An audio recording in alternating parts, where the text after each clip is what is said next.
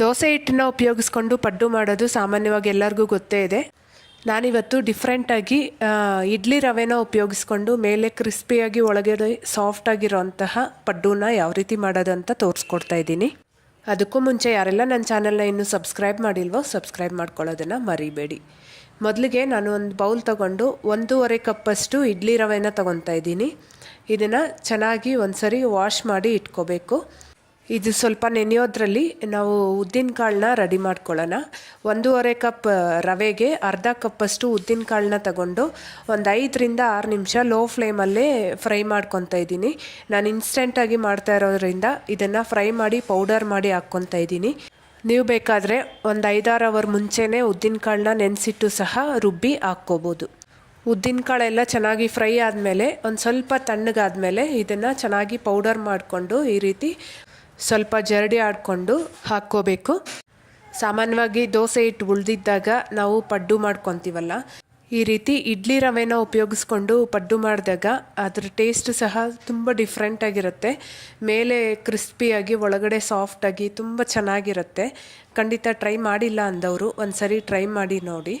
ಈಗ ಈ ಹಿಟ್ಟಿಗೆ ಸ್ವಲ್ಪ ಸ್ವಲ್ಪನೇ ನೀರು ಹಾಕ್ಕೊಂಡು ಇಡ್ಲಿ ಹಿಟ್ಟಿನ ಅದಕ್ಕೆ ರೆಡಿ ಮಾಡ್ಕೋಬೇಕು. ನಾನು ಬೆಳಗ್ಗೆ ಟಿಫನ್ಗೋಸ್ಕರ ರೆಡಿ ಮಾಡ್ತಾಯಿದ್ದೆ. ಸೊ ನೈಟೇ ಇದನ್ನು ನೆನೆಸಿ ಇಡ್ತಾಯಿದ್ದೀನಿ.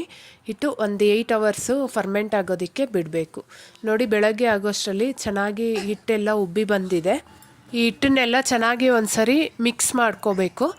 ಈಗ ಇದಕ್ಕೆ ಒಂದು ಮಸಾಲೆ ರೆಡಿ ಮಾಡ್ಕೊಳ್ಳೋಕ್ಕಿದೆ. ಸ್ಟವ್ ಮೇಲೆ ಒಂದು ಬಾಣಲಿನ ಇಟ್ಕೊಂಡು 1ರಿಂದ 2 ಚಮಚ ಎಣ್ಣೆ ಹಾಕ್ಕೋಬೇಕು.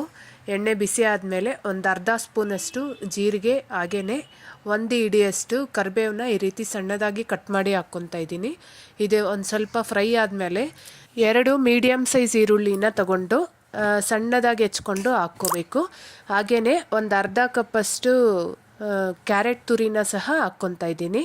ಹಾಗೆ ಖಾರಕ್ಕೆ ತಕ್ಕಂಗೆ 3ರಿಂದ 4 ಹಸಿಮೆಣ್ಸಿನ್ಕಾಯಿ ಸಹ ಸಣ್ಣದಾಗಿ ಕಟ್ ಮಾಡಿ ಹಾಕ್ಕೊಂಡು ಈ ಈರುಳ್ಳಿ ಕ್ಯಾರೆಟ್ ಎಲ್ಲ ಎಣ್ಣೆಯಲ್ಲಿ ಚೆನ್ನಾಗಿ ಸಾಫ್ಟ್ ಆಗೋವರೆಗೂ ಫ್ರೈ ಮಾಡ್ಕೋಬೇಕು.